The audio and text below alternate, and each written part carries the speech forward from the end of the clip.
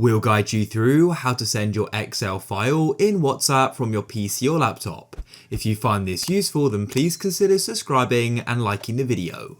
First of all, just make sure you've gone and saved your Excel file somewhere you can easily find it, which I've already done. Then all you need to do is you can close off Excel and you can go and open up a web browser. I'm just using Chrome, but you can use whatever browser you want. And then what you want to do is go and search for WhatsApp Web. This essentially allows us to use WhatsApp on our computer. So here we are. What you'll need to do is come onto WhatsApp on your phone and head to your settings. On an Android, come to the chat screen, click on the three dots in the top right and click on settings. On an iPhone, go to the bottom right and then click on link devices. Click on link device and you need to go and scan the QR code just like so. And you'll then be signed into WhatsApp. Now all you need to do is choose where you want to go and send your Excel file. In this case, I'll do it in this group, and you can go and click on the plus in the bottom left and you can select document.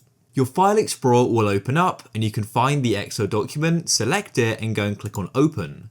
Now what you can do is go and add a caption. I can just go and say here it is or whatever, and then click on the send in the bottom right. And just like that, we've now gone and sent the Excel document in WhatsApp from our computer.